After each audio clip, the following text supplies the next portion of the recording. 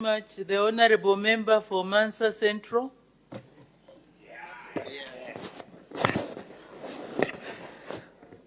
Madam Speaker, I thank you profusely for according me this opportunity to contribute to this very important motion. Madam Speaker, let me thank the mover of the motion who has ably presented this motion and the seconder. In laying preamble to my debate, I just want to remind members of this august House that the reality is that you are mandated to ensure your car has a fitness test every year, and you pay for it. And if you don't have a fitness test, you are actually prosecuted. And we want to frown upon fitness of our bodies, of our lives. We must have a rethink about the importance of health. Now, Madam Speaker, Zambia today has an epidemiological profile that can be described the following way. We have a dual burden of diseases, the communicable diseases and the non-communicable diseases. But let's look at our statistics, even just for the last 3 years. The highest fatality is attributable to cardiovascular diseases. Case fatality, number one, is cardiovascular diseases. How many times in our various constituencies have we heard that a teacher collapsed while teaching, that an economist at his workplace fell, somebody didn't wake up, somebody had a heart attack, had a cerebrovascular accident? This is what we are talking about here. And let us not be misled. The motion is not talking about mandatory testing. The motion is encouraging policy consistency in supporting health promotion. That's extremely important. So as we talk about service delivery in the country, we must provide services across the continuum of care. Promote wellness, prevent diseases, before you start talking of curing diseases, rehabilitating and offering palliative health services. The challenges we are facing today is that we are not speaking to our indicators as we plan our strategic interventions. For instance, if cardiovascular diseases, a non-communicable disease, or part of non-communicable diseases, contributed the highest case fatality in Zambia today, then our budget must focus on prevention. Health promotion must ensure that we have a strategic document and action plan which is multi-sectoral in nature. Multi-sectoral in nature. A public health approach to health systems encourages every sector to participate in promoting health. So if we talk of promotion, the Ministry of Information must ensure that all our radio stations, local radio stations, promote health by just talking about one health message at the beginning of the day, at the end of the day. That's health promotion. What we do here at Parliament, where we have booths checking our eyes, our BPs, that's health promotion. Disease prevention, we're doing, preventing malaria, preventing TB, preventing HIV, we're doing that. But preventing non-communicable diseases means that we must empower our people with knowledge on what is causing non-communicable diseases. And there are 5, commonly 4. Physical inactivity, tobacco abuse. We have smokers in here. Chasefu. Abuse of alcohol and tobacco, and then bad nutrition. These are the common risk factors for non-communicable diseases.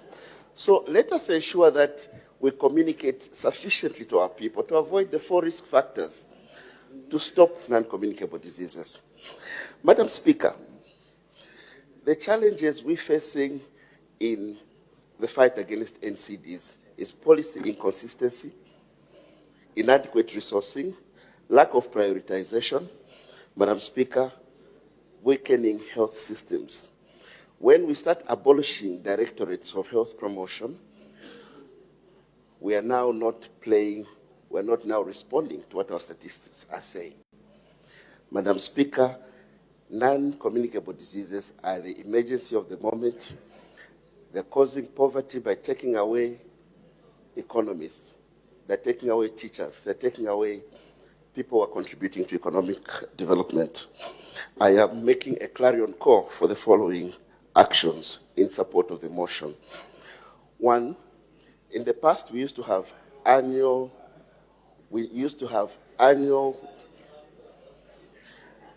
Madam Speaker, in the past we used to have a week which was dedicated to testing.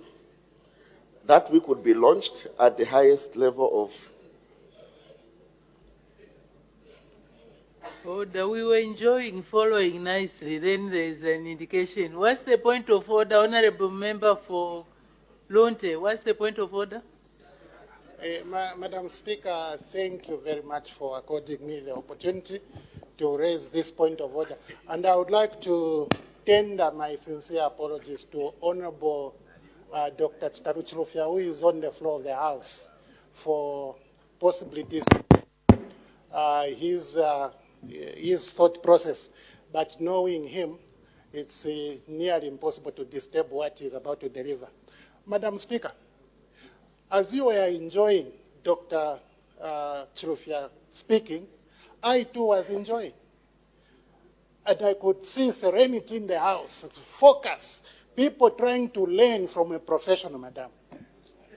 Suddenly, this member here, the honorable member from Ghana, decides to disturb me and disturb the others here by saying, I'm a doctor, not a... Is he in order? Is he in order, Madam Speaker, to disturb us in that fashion when we are enjoying a professional speaking at a matter that is competent at? And of course, when you compare with what Dr. Katako was saying, you are disturbed. Is it in order, Madam Speaker, to give us such a... No, order, honorable members. We are not here to evaluate what the other members are debating. But I was at a point of saying, please do not debate while you are seated. But when the honorable member from Ghana uttered those words, the honorable member for Lunte, we laughed. He really enjoyed that comment. So maybe you were conniving to... you were conniving to enjoy the debate. So the honorable member from Ghana is out of order. May the honorable member for Mansa Central continue. Thank you so much, Madam Speaker. My call to action, Honorable Minister, is that let us continue prioritizing health. Health is apolitical, and this is not a political motion. Let us promote health in all policy, where all sectors contribute to health promotion. The Ministry of Roads, of Infrastructure, should ensure there are walkways for us to walk every morning, for us to cycle, to ensure that we are fit and we avoid non-communicable diseases. The Ministry of Education must look at the curriculum to ensure measured information on how to avoid tobacco and alcohol abuse, and they must ensure that they teach our children from inception on the dangers of non-communicable diseases. Those who are involved in media must disseminate on all platforms information that will empower people with knowledge on how to avoid non-communicable diseases. That way we'll fight hypertension, diabetes, cancers, even the trauma that today is a problem. So a public health approach to strengthening health systems requires health in all policy, which summons all stakeholders to contribute what they can in order to promote wellness. Let's allocate sufficient resources to health promotion, and let's not relegate it to a small unit. Let us reintroduce the National Health Week, where we were all running in that week, checking our fitness and ensuring that there is early detection of diseases. And let us ensure that the non-communicable diseases strategic plan is reinvigorated. Madam Speaker, tobacco control bill needs to be accelerated so that we can focus on abuse of tobacco. The alcohol policy has been spoken about, and we can deal with it.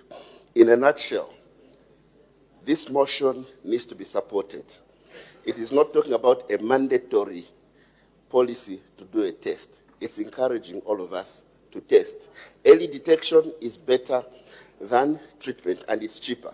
Madam Speaker, thank you.